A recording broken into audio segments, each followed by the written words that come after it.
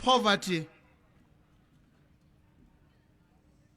We are an unhappy nation of unemployed young people, marked and defined by staggering levels of corruption and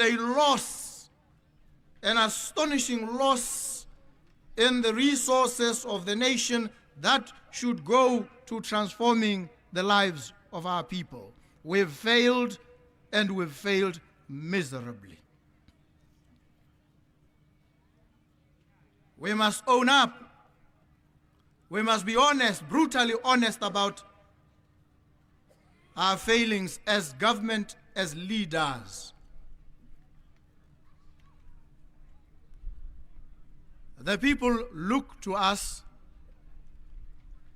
They have entrusted us with the responsibility to rule on their behalf, in their best interests, not our own.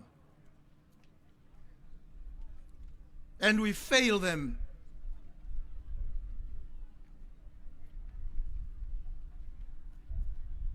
The Directorate on Corruption and Economic Crime has been in existence for 30 years now. We must ask ourselves, in that period of 30 years, have we managed to contain, reduce, and or eliminate corruption? Have we? What is the answer to that question? 30 years down the line, have we eliminated corruption? Are we anywhere near eliminating corruption? And the answer to that question is a resounding no. We haven't. We don't seem anywhere near. We must ask ourselves then, why? And I posit 3 factors on the trot. The first is that we, in our attitudes, our stylized forms and modes of behavior, have normalized corruption. When we see it, we see it as normal. There's nothing wrong, nothing untoward, nothing offends our sensibilities when we see corruption. Because in the main, corruption has become normalized. And when leaders engage in corruption, nobody raises an eyebrow because it is seen as normal. And we offer justification. The second, flowing from the first, is that the legal framework itself with which we must tackle and contain corruption is weak. The act that establishes the DCEC is at best a very tepid piece of legislation. It falls woefully short. The third is that the institutions that we've established are themselves not properly suited, not properly tailored to tackling the nature of corruption that our society faces today. We therefore must reflect, fashion appropriate responses, redesign our institutions, free ourselves from institutional idolatry, the worship of institutions that are dysfunctional. We must reimagine society. We must reimagine these institutions.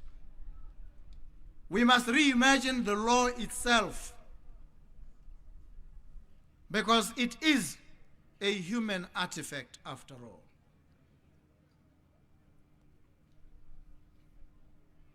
And so if we achieve this reimagination of our institutions, we are then able to jolt ourselves out of the complacency in which we've rested. We have acceded to a number of international instruments. The SADC Convention Against Corruption, the African Union Convention on the Prevention and Combating of Corruption, the United Nations Convention Against Corruption. We have acceded. Have we sufficiently incorporated the precepts and principles enunciated in those conventions into our domestic legislation? That is the question. And so the challenge from today is to create an institutional repertory, a legal framework that enables us robustly to tackle, contain, and eliminate corruption.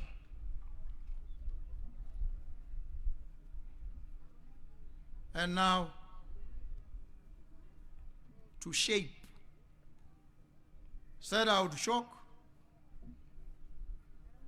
by an open acknowledgement of the foibles and failures, shake, indicating the systemic shortcomings of our present institutional and legal regime, and shape the future by reaffirming what I stated in the State of the Nation address. We are about to commence a forensic audit.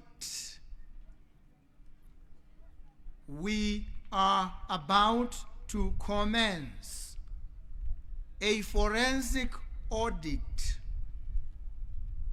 of how the institutions of government have functioned thus far, how the resources of the state have been appropriated and deployed,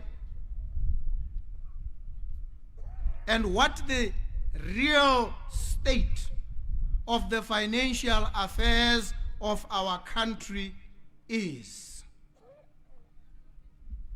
This exercise, which I assured you will take place. It is about to begin.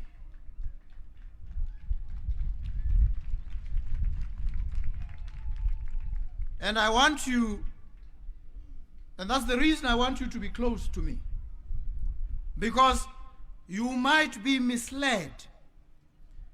There are certain voices that are saying, and these voices come by way of a motion in Parliament saying, let the President institute a commission of inquiry. With respect, that's a misguided, very simplistic approach, and it is a waste of everybody's time and energies. I want you to understand this. Any suggestion that we can probe and examine the levels of corruption and the state of the financial affairs of our country by way of a presidential commission of inquiry is a misguided, very simplistic and denuded approach. It would be a singular waste of time. Which is why, to probe, we need an independent, reputable, internationally accredited entity or constellation of entities that are not beholden to the president, present or past, that will probe and probe critically and dispassionately. And that is the correct approach. And that is the approach I have promised you. That is the approach I intend to deliver to you. And it will be announced soon that that audit, that forensic audit, is in the offing. It will commence. And I'll give you a few reasons why you can't go the presidential commission route. First, if you go by way of a presidential commission, it means that commission is appointed by the president, myself. He decides who the commissioners are. He decides, he alone decides their terms of reference. He decides whether their hearings will be in public or in secret. At any stage during the inquiry, the president may decide to stop the commission. And even if the commission does conclude, when it submits its report, it submits the report to the president. And upon receipt of the report, the president and the president alone decides whether to keep it to himself or to share it with the public. Do you realize the inherent weakness and folly of proceeding by way of a commission, a presidential commission? And that is why, in the best interests of the Republic of Botswana, we will not proceed by way of a presidential commission. However charming and attractive to some that idea may be, we will proceed by way of a proper forensic audit.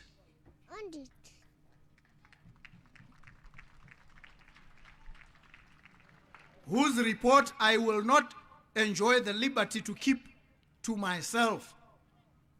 I will be under obligation to share with you, to make public. That is the beginning of an assertion of transparency in the affairs of government. The second, along the note of shaping the future, we are going to introduce transparency into every facet of government operation. Digitalization will ensure that once we are done, you, the ordinary citizen, are able to access the information and examine it for yourself. Where any tender has been awarded, you will be able to have access to all the stages that it would have gone through. You will know to whom it has been given. You will know at what stage it is. And if there is any delay in the delivery of any project that serves your interests, you will know where the delay is. Transparency, the hallmark of the Second Republic of Botswana. You will be the chief protector. You will be the chief detector of any corruption or corrupt practice, and you will fortify our republic against such practices. I thought I should share these with you. I do these on your behalf. I am executing your mandate. I am but your servant, and I do your bidding. This is the way of the current leadership. It is a quest for integrity. Integrity. Young people, I call upon all of you to take your rightful places alongside Lesego Chombo, alongside Jake Skillibane, alongside the many other young people that have stepped up. And so I call upon all young people today to enlist in this fight against corruption, to enlist, to enroll themselves willingly in this quest for integrity.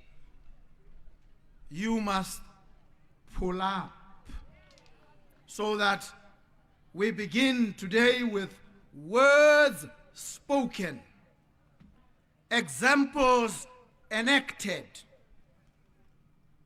legal frameworks propounded, lives lived with integrity.